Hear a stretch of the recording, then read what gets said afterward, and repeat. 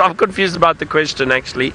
Liz, you wanted to know, you said that if the leopard came onto Djuma, why did the lions go to Buffelshoek? Well, that's just where the lions wanted to go. They just decided to head north. They know that territory very well. There's no reason for them not to head that way. Are you trying to refer to the lions chasing the leopard, perhaps? So I don't think. So if the lions went into the area and smelt a leopard, or just probably went to investigate on those Impala alarm calls, I don't think they actually saw the leopard. I'm not sure. We'll have to ask Tristan. But if they went and investigated, didn't see any predator, they'll move on. There's no reason for them to continue searching for a leopard or for a predator to try and chase it. There's absolutely no reason at all. I think, and one of the main reasons why lions do go and investigate those alarm calls is because if there are alarm calls and they find a predator like a leopard that's caught an impala, they will try and steal that kill. So if there's no kill around, there's no reason for them to stick around. So they'll head off again and try and hunt in different areas. That's why the lions just decided to move off in the direction that they initially planned to go, because this morning they were heading there and then they decided to stop and rest. So that's what's happened. There's no reason for them to continue trying to chase a leopard that they haven't even seen.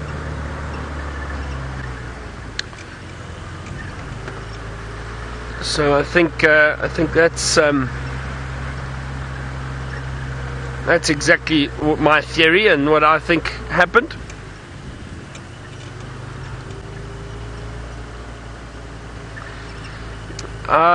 Connor,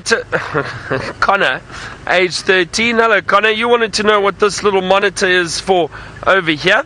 So this is our screen to see what you are seeing back home. So, for example, the reason why we have it is if we are focusing, if Fergus is focusing on something, for example, the lions, then it would be important for me to talk about those specific lions and what we actually see, and not just speak about random things that you can't see, because then the content of the show would lose context. Right? Is that right? Oh, look at big words, big words for the afternoon. So Connor, that's what it is. All it is that I can monitor what the camera is focused on, so I know what to speak about, and I don't speak about things that you can't actually see.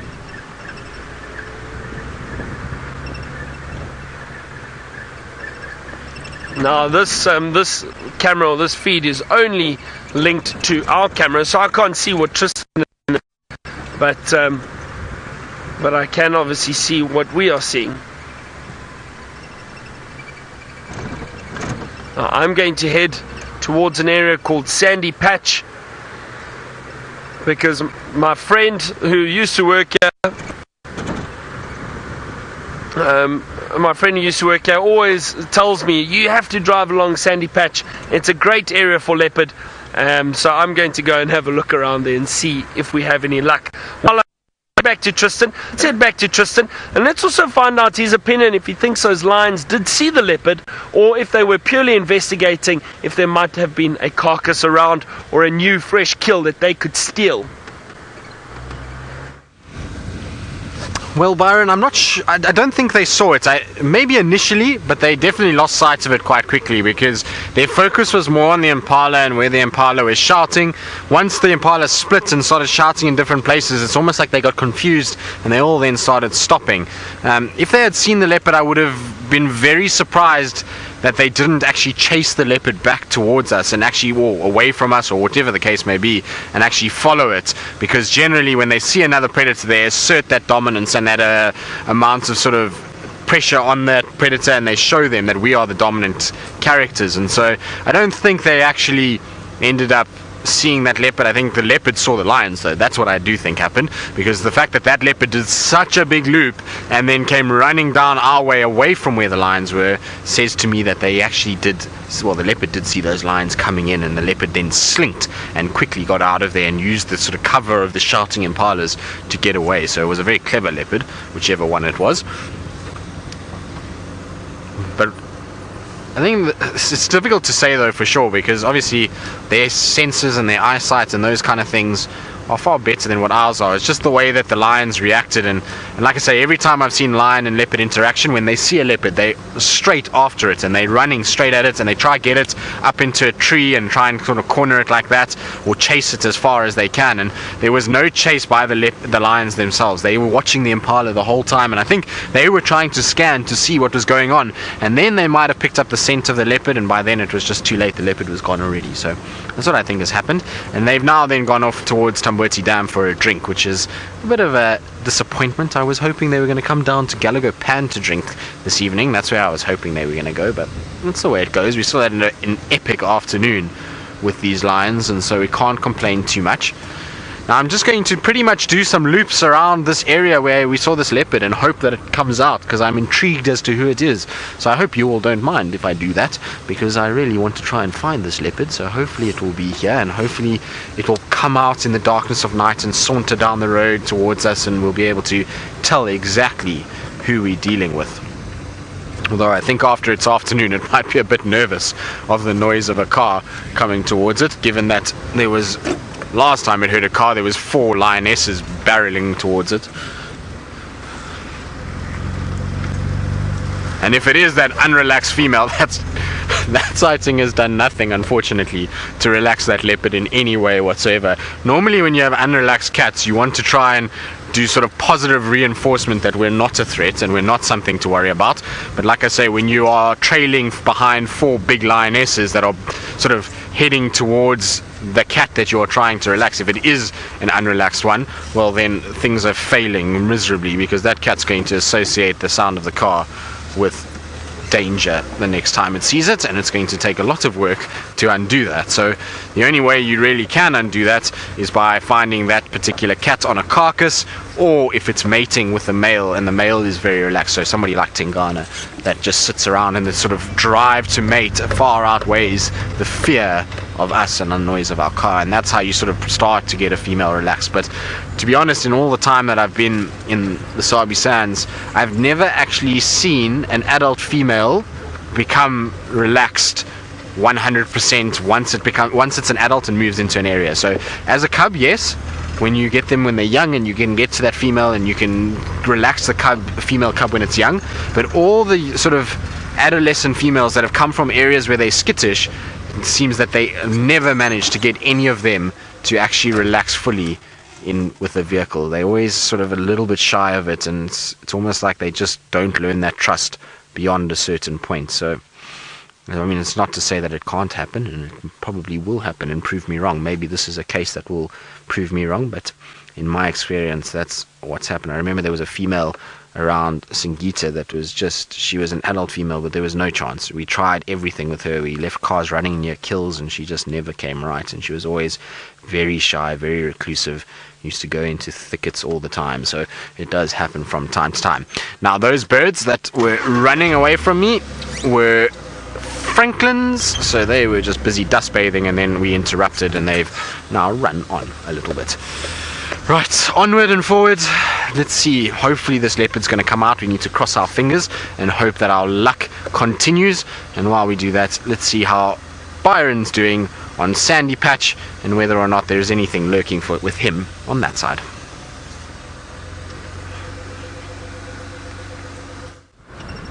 So no luck just yet, Tristan. We're looking around, but no luck just yet. It's still too soon to panic. We'll see what we can find. Now, some of you I know were having a few issues with the YouTube channel, so don't forget, and if you have just joined us, or you need another way to view, you can just go to WildSafariLive.com, and you can watch on there too. And then also, if you've got questions, don't forget, just send us your questions or comments, hashtag Safari Live, and you can contact us, and that's how you send us your questions and comments, and we'll gladly answer them for you. Now, I've been checking very slowly and very carefully. No sign of leopards. I think Tristan was joking with us and sent us on a wild goose, or rather wild leopard chase.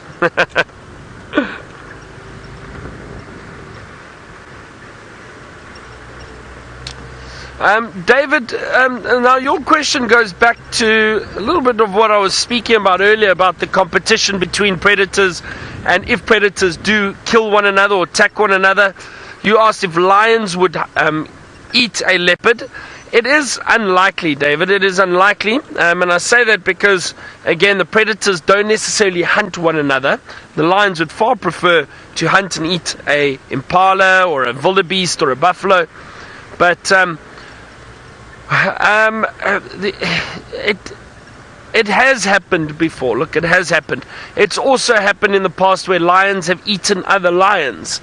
It doesn't happen often, but it can happen in the wild. Usually it's linked to dominance, and it's a territorial display more than anything else, more than the food, the actual food. However, the chances of them feeding on another predator are highly unlikely. The one predator that does do it is the hyena. Now, the hyena, being a scavenger, they will eat just about anything, and I have seen them feeding on the carcass of another predator. Oh, look at that. Well spotted, folks. And they're gone. Two little steenbok. Oh, we just caught a glimpse of two little steenbok standing close to one another under the tree. Probably a male and female. They are generally in pairs. They do sometimes move around in an area, but they'll stay together.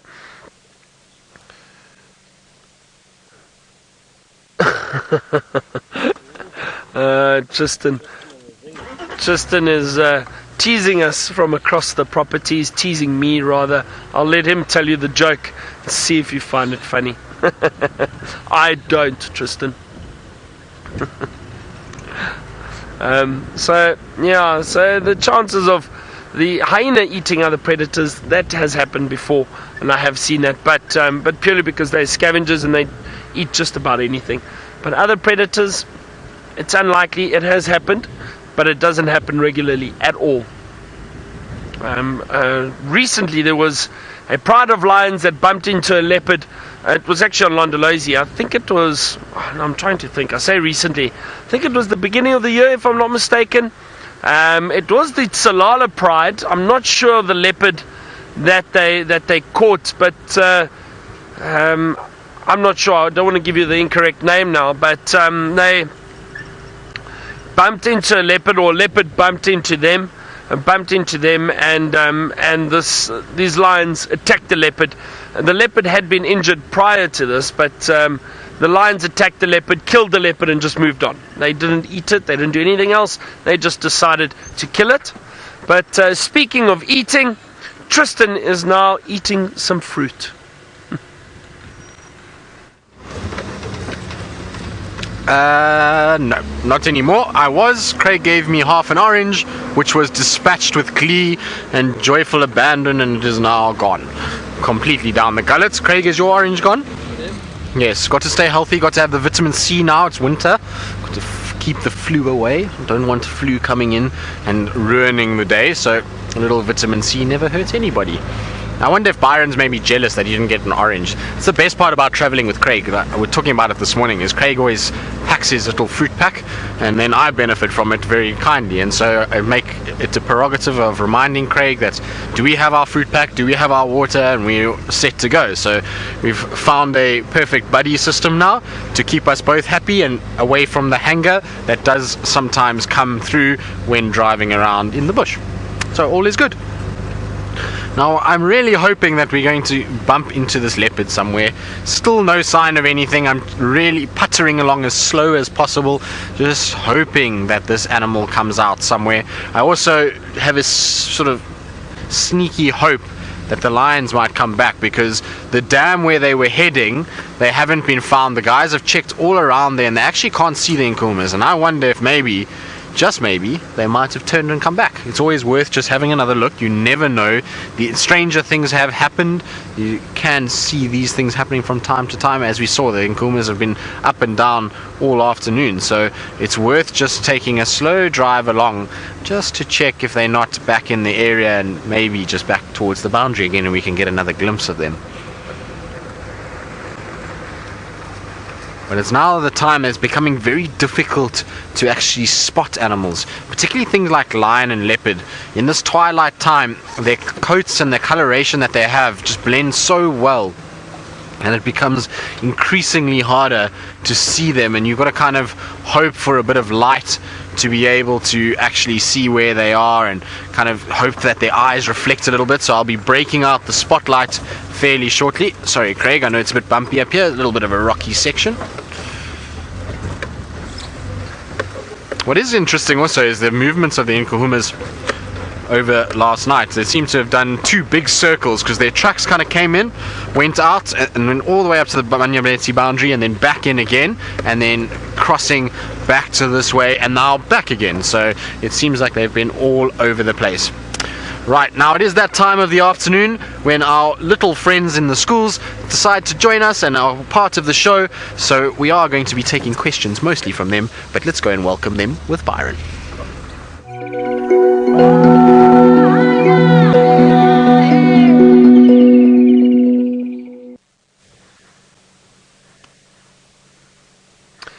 Oh, hello everyone, welcome to our school drive now. We've got two schools joining us this afternoon, Stemville Academy and STEM Academy and Kempsville Elementary. Lovely to have you with us, and I hope you are looking forward to your sunset safari with us. The sun is setting, as you saw, with that beautiful tree, that dead tree with those beautiful clouds. It is a bit cloudy at the moment.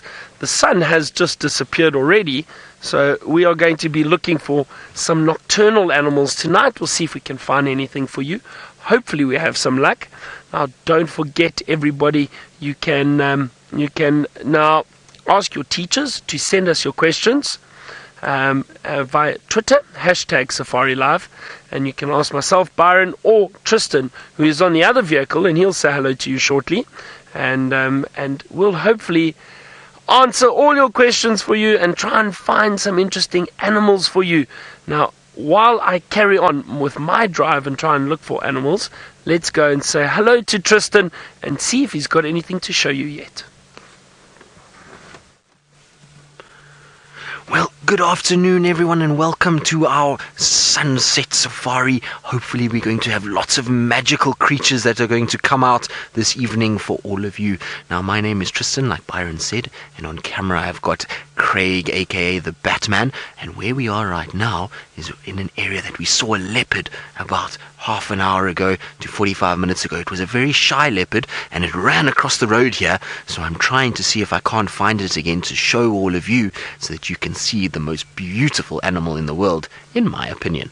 So remember, this is interactive, and that all of you can ask all the questions that you have about Africa and all the animals that we have here, so don't be shy, and you can just send your questions to a teacher, and she will send them through, or he will send them through to us, and we'll try and answer as many of your questions as possible. Right, Craig, you see any sign of a leopard here? No, I don't either. So let's carry on and see if we can't find it. Like I say, it crossed just in front of the road here.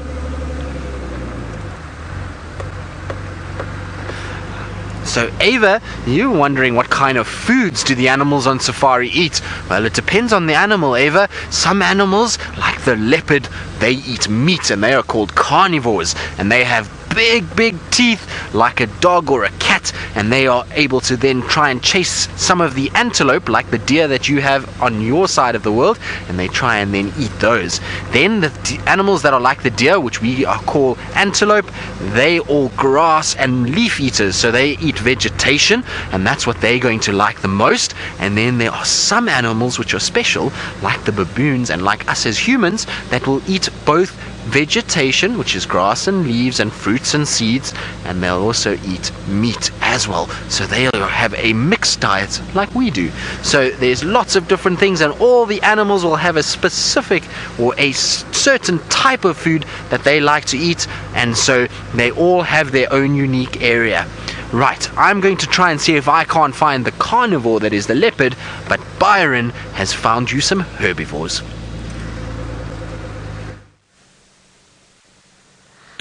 I have indeed, Tristan. So our first herbivore for the day, some impala to show you. beautiful antelope. We call them antelope. You can see these are females. They don't have horns. Only the males have horns, but they're moving away from us already. Now these are beautiful little antelope that we see regularly on Safari Live. We get a lot of them around here, and believe it or not, they're actually a good food source for a lot of the predators. So Tristan said he's going to be looking for maybe lions or leopards. I hope he has some luck. But they will be hunting animals like these impala. And it is sometimes tough to see, but it's nature's way, nature's circle of life. So the animals do hunt one another from time to time, but those are beautiful impala. They've just moved off now.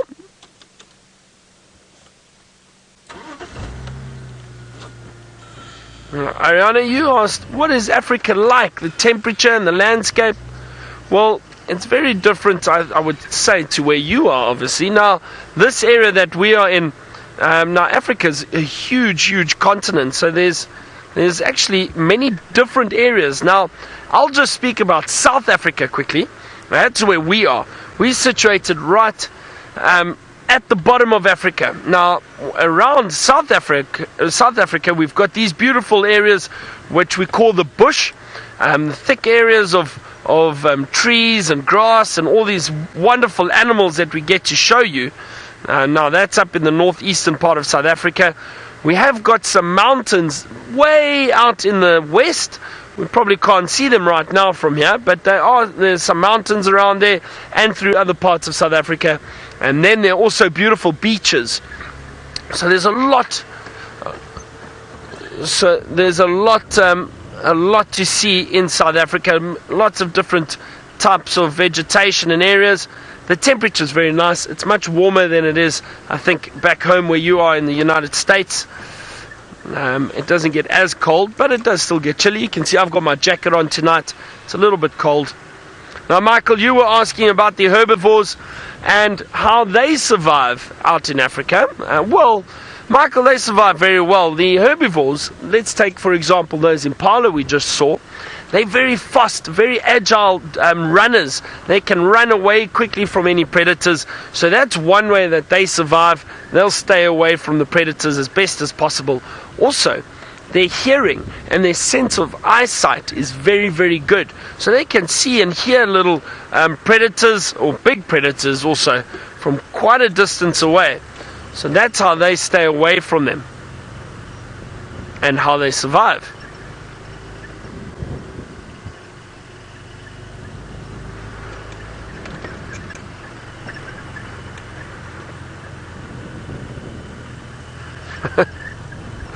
Ariane, you asked, why do we call them impala? Well, I haven't called them impala. That's just their name. That's the name of that species of antelope. Now, the antelope is a family or group of herbivores that we get in these areas. Now, we've got many different types of antelope. Now, in this area, just for example, where we do Safari Live, we've got impala, we've got kudu, we've got wildebeest, we've got inyala, steenbok, what else have we got? Duiker. Those are just ones that I can think of. Waterbuck, we've got waterbuck. Those are some that I can think of. So about 7 different species just off the top of my head that we find in this area. Now those all fall under the antelope family, and they've all got individual names. That's the name that's been given to those specific species of antelope. Just like you've got deer in or back home, you've probably got a number of species of deer. You do have, I think, one that I would think of is the white-tailed deer. I think you get it up there. So those are a different species of deer that you get. Now, we don't have deer in Africa at all, or that occur here naturally at least. We don't have any deer.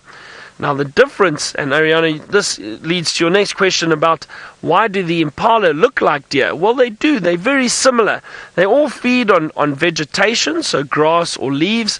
So they do look similar. But the difference, now, this is a bit tricky, but the difference between deer and antelope is that deer, the males grow what we call antlers. Now, you've seen some of those deer back home, those beautiful big antlers. Now, what happens with the antlers is they lose them every year. They break off and they grow back next year. The next year they'll grow some antlers again. With the antelope species, they have horns. Now, the horns grow throughout their lifetime. They don't break off, and if they do break, they don't grow back. So that's the main difference between antelope and then with deer. All right, I hope that makes sense, but they are very different indeed. Now, Tristan has found something interesting that he'd like to show you. I have indeed, Byron. It's not very fresh, which is a bit sad, because if it was fresh then we would be able to maybe find them. But what I found is a very, very, very big ball of dung. So this belongs to one of the herbivores out here. So Byron was telling you what a herbivore is, and this is one of the biggest herbivores, and in fact the biggest animal that we get on land in the whole world. This is from an elephant. Now, it's not a very big elephant dung. This is from probably a female or a subadult male, and the reason why I know is because of the size. If it was a male, you would find that it would be probably about that size if it was a male's dung. So this is a very, very big ball. Now, this dung I can pick up because it's a herbivore. If it was a leopard's dung, it's not good to touch them. So when you're at home, don't go picking up the animal's poo, because otherwise there could be lots of bacteria and you might get sick or ill. But what I want to show you... So Toby, you want to know if it's a grassland habitat, and I'll get into that shortly, because if we have a look here, you see inside our elephant's dung, there's lots and lots of grass, but also there's a few sticks in here, and that gives you an idea of what goes on in this habitat. So you're wondering if it's a grass habitat? Well, no, this is what we call a mixed wooded savanna. Now, that means that we do have grass, and it is a savanna type of grass, and that means the animals can eat the grass, but we also have lots of trees. So look around me, look at everywhere here, look how many trees we've got. We've got trees of all sizes and shapes and colors, and that means that we have to call it a wooded savanna. If we had a grass savanna, then it would just be the grassland like you're asking about. And so that means it makes the elephants very, very happy. In some places in the world, the elephants will survive in grassy areas, and actually those elephants live longer than the elephants that live here. Our elephants that are living here, they unfortunately don't live as long because they have to eat the wood of the trees, and the wood of the trees manages to damage their teeth, and it makes their teeth get smaller, and unfortunately they then don't live as long because they can't eat food when they get a little bit older. So we're going to try and leave our elephant dung because it's very, very stinky, and we're going to put it on the side of the road and back in the bush so that the termites can eat it. And I'm going to carry on my search for my leopard. Now, when we're searching for leopards, and now that it's starting to get dark, it's now time to get out our trusty light and see if we can't find the shine of their eyes, because all animals, when you shine the light at them, they have a reflection that comes back at you, and it helps us to be able to find the animals. So I'm going to get my light out, and I'm going to try and see if we can't spot this leopard here somewhere with my light. Now, Alice asked me a question, but I didn't hear exactly what it was. So Alice, if you can repeat that question for me, please.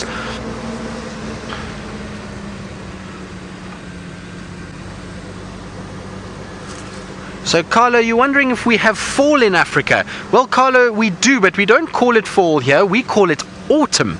And now where we are now, we've just come out of our fall. We're now going into our winter months, and that's why all the grass is looking so dry. But if you have a look at this little tree over here on my right hand side, look at the colors of the leaves.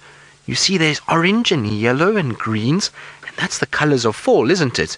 We always think, when we think of fall, we think of the leaves changing color and falling off the trees. And so we're just coming out of our fall and going into our winter. Luckily for us here, and also for the animals, is that some of the trees are very clever. They don't lose their leaves, which means that the animals can feed all the way through the year and not get too hungry. So we will go through a fall at some point, but not on all of the trees themselves. Let's see if we can't find this leopard. I'm sure it's here somewhere. We've just got to hope for a bit of luck. And that's the thing when you're on safari, is you have to have a bit of luck if you want to find the animals.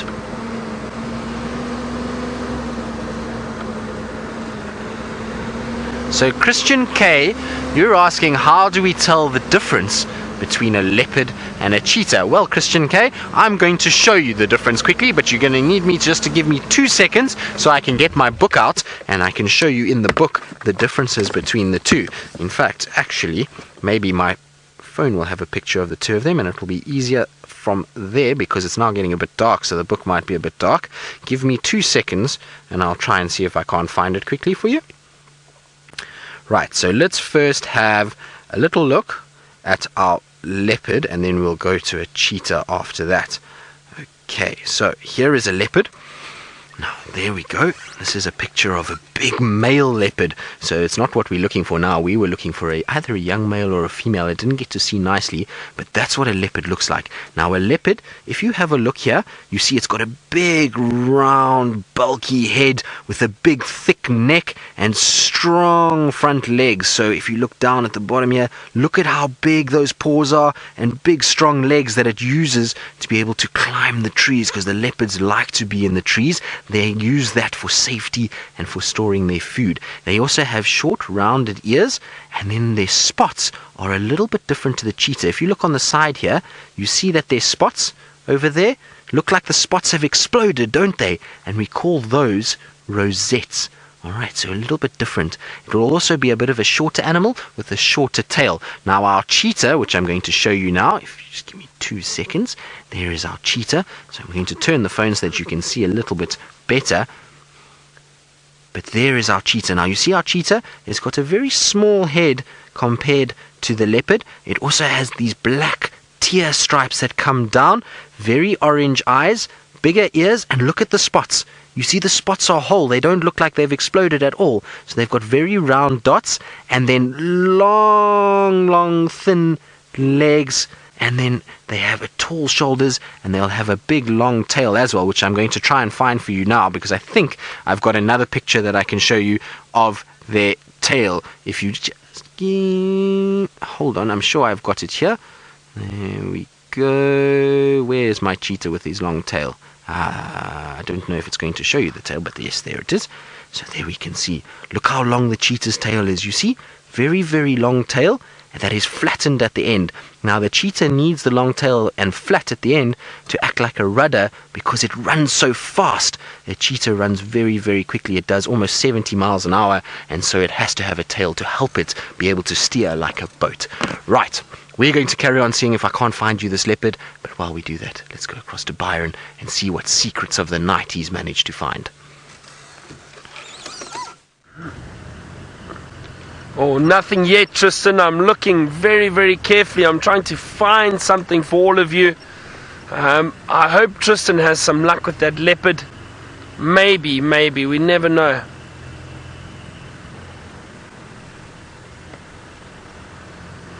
Oh, Michaela, now you asked how many different kinds of nocturnal animals live here. Well, many different kinds, Michaela. So, off the top of my head, some of the nocturnal animals I can think of would be, well, lions technically are considered nocturnal. So, lions, leopards, hyena, those are some of the big predators that we find. Then we also see different nocturnal bird species that only come out at night. A lot of owls. We see genets, civets, and honey badgers, and porcupine, aardvark, all those little creatures. Some of you might have never even heard of them, and they are animals that we find in Africa, but they are very rare, and they mainly come out at night.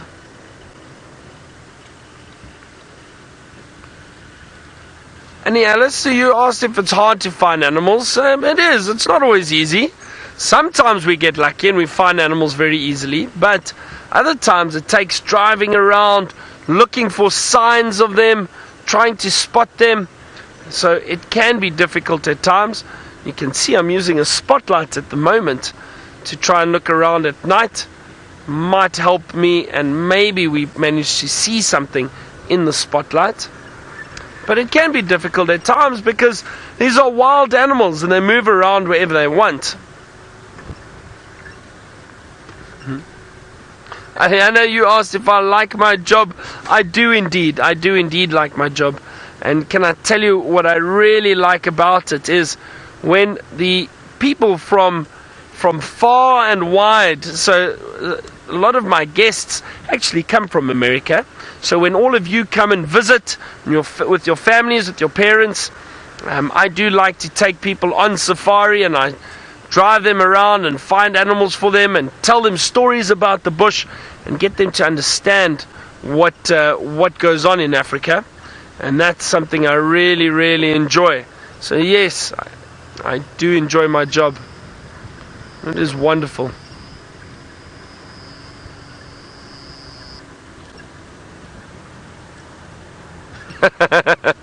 Alia, you asked what do I do at my job actually. Well, what I do is I look for animals. That's about it really. So, well, there's a lot that goes into it though, but look for animals and try and find and interpret the bush. So basically make people understand what goes on in nature with these animals and what we are looking for, and hopefully finding them and just giving them an idea of the animal behavior and getting them to understand it.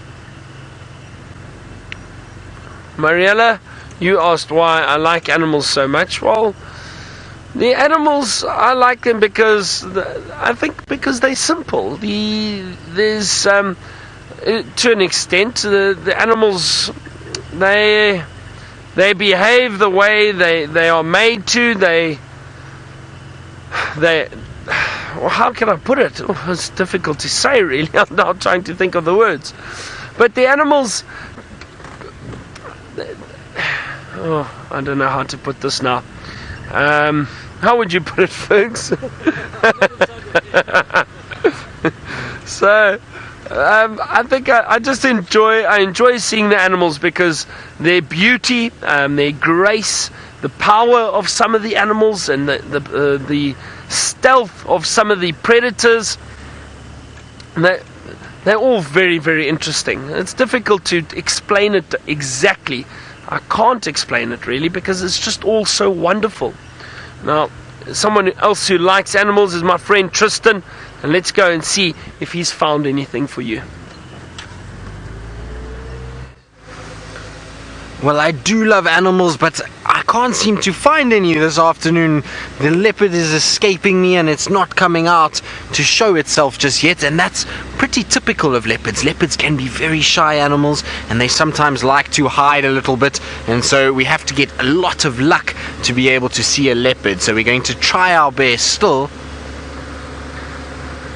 So Frankie, you want to know if it's dangerous to see a leopard? Well, Frankie, no, not in the vehicle. The leopard doesn't know what a vehicle is. It doesn't know that a vehicle is food. So when it's a baby, its mommy doesn't teach it that this is something that it can eat, and so it actually is quite scared of the vehicles at first, and then over time when it learns that the vehicles don't hurt it or don't try and kill it or anything like that or steal food, then it becomes quite relaxed and it sees us almost like a tree that just moves around it, and so it's not really that worried about us, and it won't jump on the car or anything like that, and it won't really attack us unless you try and hurt the leopard. If you try to hurt the leopard, then you've got a problem.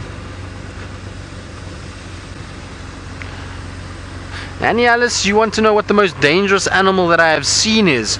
Well, Annie Alice, that depends. If we're talking about sort of in the car itself, then the most dangerous animal for me is an elephant. You've got to be very careful of an elephant, particularly a female with its little babies. You want to be careful and you don't get in the way of them, between them and their baby. But if you're walking around on foot here, because sometimes we'll do walks in the bush and we'll take people with us to do our walks, then you've got to be careful of a buffalo. Now, buffalo are not the same as the buffalo you get there. These are African buffalo, and they're like cows that are very, very grumpy, and so you have to be very careful of them and hope that they don't come near you. So you've got to just pay attention with those big buffalo and make sure that you're watching what's going on. Still no sign of our leopard here. I think I might carry on and try and see if I can't find you some other animals, because we want to show you as many animals as we can. So, Mariella, you're wondering if it's hard to find animals at night. Well, it is a little bit more difficult because we can't see as far as what we can during the day, so that makes it a little bit harder. Also, there's some animals that don't like moving at night, and so they find somewhere and then they go and have a little rest and they sleep like we do until the next morning, so they have a little bit of a break. And then also there's some animals that we can't shine the light on because the light hurts their eyes. So you can imagine if you've ever had a friend that's shone their torch at your eyes, then it's not very nice at all and it doesn't feel comfortable. And it's the same for the animals, so they get a little bit nervous and then they move away, and so it's not very pleasant for them at all. So we're going to try and see if we can't find some of those animals for you that might be lurking, that are active at the night, because their eyes don't really mind the light as much. And so we're going to try to see that if we can't find them. And while we do that, let's see if Byron has maybe found some animals for you.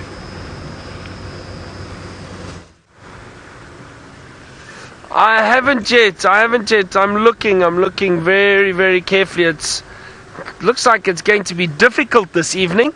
That's the thing with the nighttime drive. It's not always easy to find the animals at night, like Tristan was explaining to you.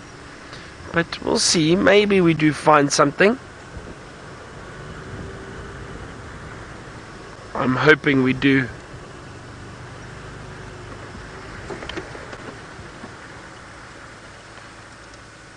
Now, Jerong, you asked a question about hares or rabbits if they live in Africa. They do indeed. But I want to show you a little bird that's sitting on the ground. Now, we asked about nocturnal animals. This is one of the nocturnal birds. Look at that. It's called a nightjar. Beautiful little bird called a nightjar. Now, the nightjar will come and sit on the road at night and try and catch little insects. But look how well camouflaged it is. It blends in so well to the ground. Really lovely little bird called a nightjar. So you can see it's got a very big eye, and that is because it moves around at night. There it goes, off it goes, trying to catch insects. I'm just getting back to your question on the hares or rabbits. We do get hares in this area. We get a species called a scrub hare. So I will look out for them and see if I can't find you one to show you. The little scrub hares, they look like rabbits. Some of you might see them and go, oh, that's a rabbit. They look very similar, but they're slightly different. There are a few differences, and if we find one, I'll explain it to you. But there are some differences between rabbits and hares. Now, we don't have any rabbits out here, per se. We only have hares, the little scrub hares.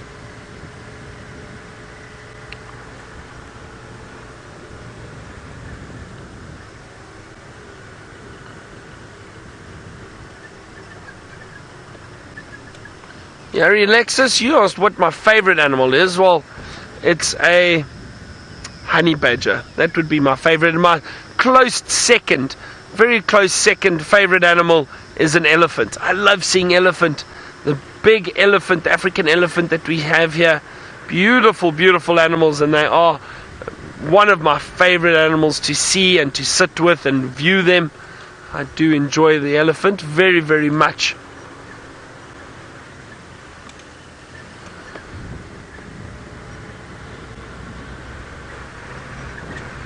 I'm looking everywhere for any signs of some animals now. Tonight, scrub hares in the long grass. Maybe a little leopard or anything moving around. Who knows?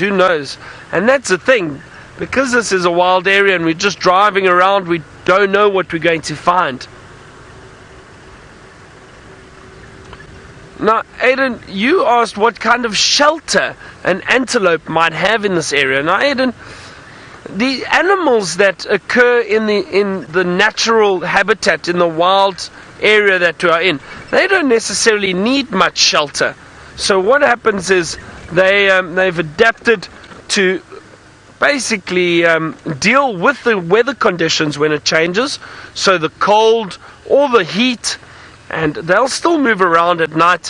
What they may do, Aiden, is they may go and lie in the open areas at night, and the reason they do that is because if there are any predators around, they can keep a lookout for the predators, so they can see them. It's much better to see them out in the clearings as opposed to the thick bush, which would make it difficult to see them. So they would all move out into the clearings and stick together, because also if they stick together, there's more chance of someone seeing a predator. So that's what they would do. They don't necessarily have shelters that they go and hide in.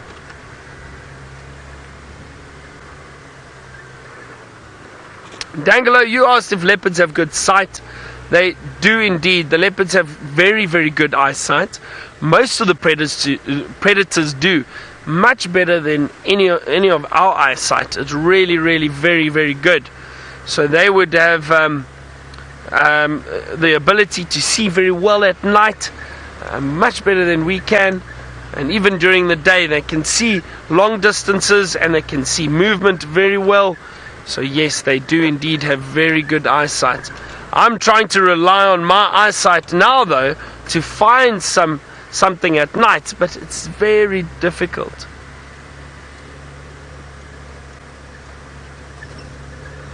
Now, hello, you asked, are there black leopards in South Africa? Now, we do have black leopards that have been seen apparently, but it's more of a genetic variation. So that means the genes that make up the leopard, the coloration gene has been changed slightly.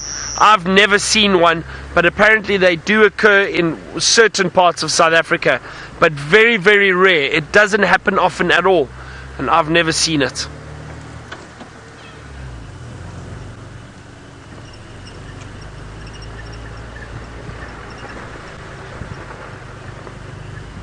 Now, Madison, you've asked, what is the biggest animal I've seen?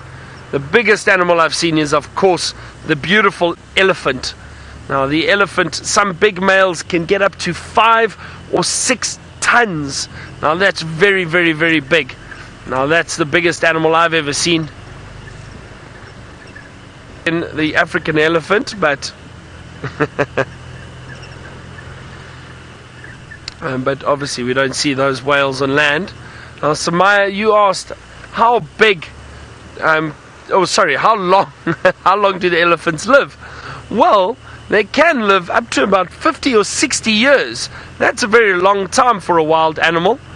So they do live very, very long. And you see the elephants also grow throughout their lifetime. So the older they get, the bigger they get.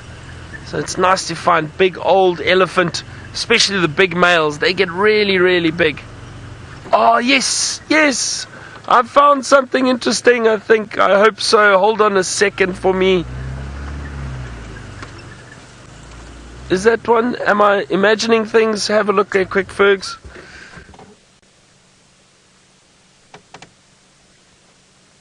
Oh, look at that. Now, what I'm going to do, give me a second. I just want to jump off the vehicle. Now, some of you might be thinking, what is that? What is that? I'll give you a clue. It can change color. I just want to jump off quickly because I want to try and show you. I'm not going to pick it up, but I just want to show you. Pardon? Do you want to do? Let me just see if I can put it there. There. That's alright. Hold on a second.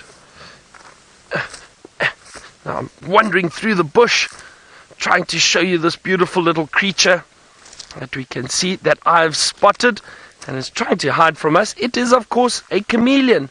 Now I don't want to disturb him too much. There we go. Can you see him there clearly? Fergs, can you see him? Look at that. A beautiful flap neck chameleon.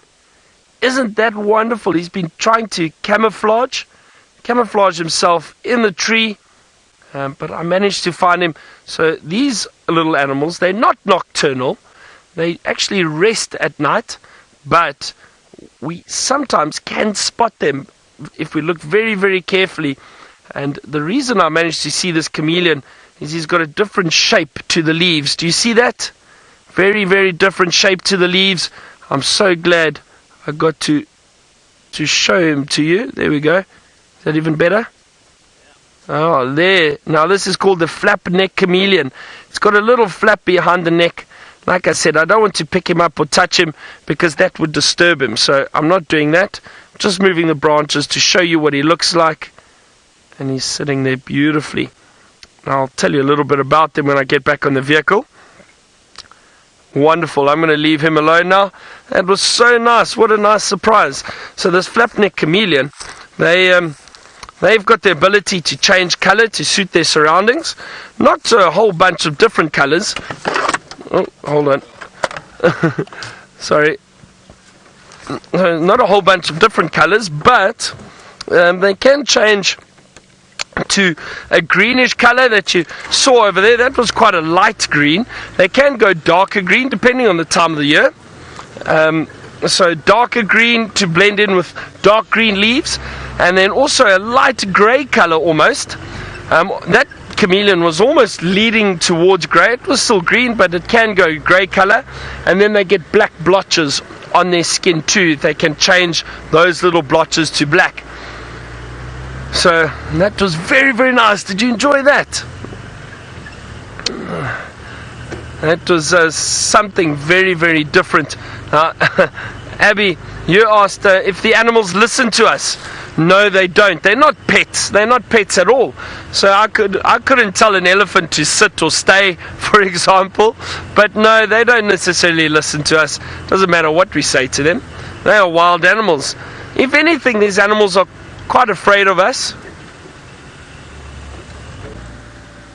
No, I thought I saw something else. So we have respect for the animals. We're purely here to view them, to watch them and see their behavior. But there's always a lot of space between us and the animals. We don't get that close at times. Sometimes the animals feel comfortable and they choose to walk past the vehicles. But they will never listen to us, not at all. I'm so glad I got to show you that chameleon. Did you all enjoy that?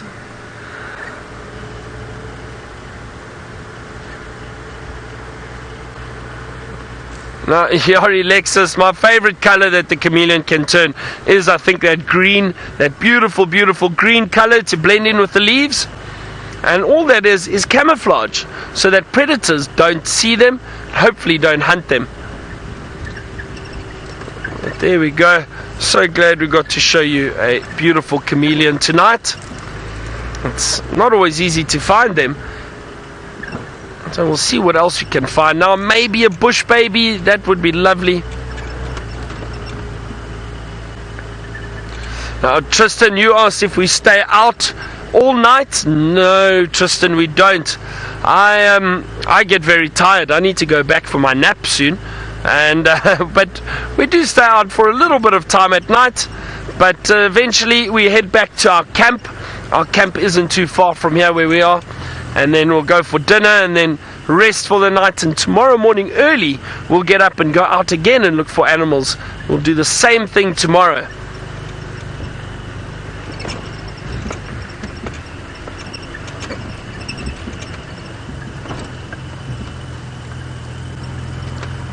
Aliana, you asked what my favorite part of the job is, and I think it goes back again to what I was saying earlier about bringing people out to Africa, driving them around, showing them what animals we have and teaching them about the bush. I really enjoy that. That would be my favorite part of the job. And of course seeing the animals, all the different animals we've got, and seeing their behavior and what they do.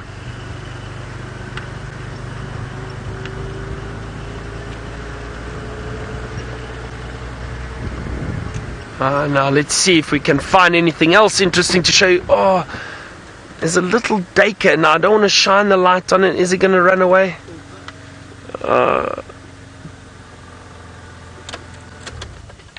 You need the lighter.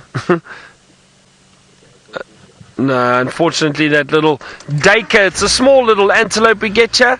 I didn't really want to shine the light on him for too long anyway, but he just ran off. Very small little antelope darted off through the long grass.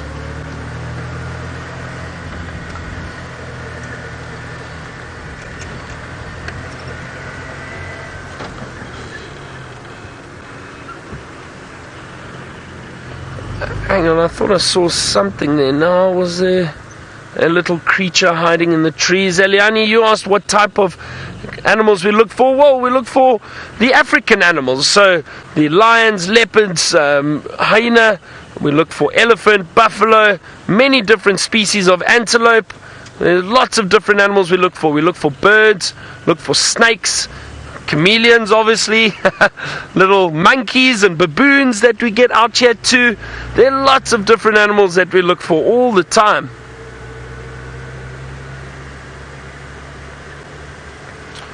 Evan, you asked what types of birds are there in Africa. Many different birds.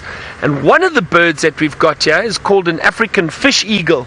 Now that looks almost just like your American bald eagle that you see. So we do have the fish eagle. Looks very similar, but there are lots of birds. Eagles, owls, small little birds, big birds. And we've got the largest bird. Oh, hang on. Tristan's got some animals he wants to show you. Well, we do. We've got some striped horses, also known as zebras. So this is a beautiful zebra stallion, which means this is a daddy zebra, and he's the one that normally walks at the back so that he can protect the rest of his herd. Now the rest of his herd are walking across into a big open clearing because tonight it's very, very dark. There's lots of clouds and it was windy, and so these zebras want to go where it's a bit more open so that if any lions or leopards come about, that they can see them. Now I'm going to just turn the car so that we can try and keep a bit of light on them. Now I know it's in black and white and we haven't gone back in time to black and white TVs. We're in black and white because we're in infrared. Look, there's a little baby zebra. You see it there? There's a baby zebra that's just walking in front of us. There we go with its mom. Hello, little one. So what infrared means is that it's a light that comes out that doesn't affect the zebra's eyes. It doesn't make them get their eyes sore or anything like that, and it allows us still to watch our zebras in the dark of night and make sure that we don't interfere with them and make them negatively affected by us watching them. But isn't this cool? Now it looks like a female and a young one, and then a young male. Actually, sorry, I lie. It's another female, and then the big male at the back. Now it's very difficult to tell the difference between a daddy and a mommy zebra. The mommy zebra, the only way to tell is she has a very thick black line but underneath her tail, whereas the daddy zebra has got a very thin black line. So you can see it there, the daddy zebra on the right, his line is very thin, whereas the mommy one on the left, you see her black line under her tail is very thick. Now Braxton, you want to know why zebras have stripes? Well, it's for camouflage. Now, camouflage basically means so that they can blend in and they can confuse predators and not get hunted by them. Now, there's different types of camouflage. The zebras don't really rely on blending into the bush environment. They actually rely on blending into one another. So these stripes, when the zebra feels like there's a predator nearby, they'll come together in a tight little group, and those zebra's stripes melt into one another, and it becomes very, very difficult to tell which zebra is which. And when lions are hunting, they'll always try and pick out one individual, and they then get confused and they stop, and it allows the zebras to run away. So that's why they have the stripes, is to try and protect themselves.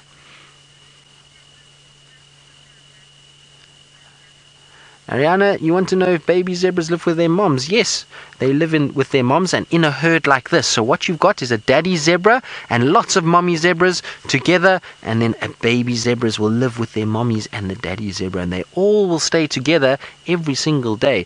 Sometimes you'll get some new mommy zebras coming, sometimes you'll get some young daddy zebras coming, but they generally don't stay too much. If they're a young male, they tend to move away a little bit and form their own herd, but the mommies will always stay together with their babies, and the baby normally stays part of the herd at least for the first 2 to 3 years, and then it will go off on its own. So that little baby zebra we saw just now is still too small to go away by itself. It still needs its mommy to stay safe, because that one is only about 6 months old. Right, our zebras are going off into the darkness, and I'm not going to follow them anymore because I don't want to shine too many lights on them, and so we're going to let them carry on. But Byron has got one of my favorite nocturnal animals that likes to jump around all over the place.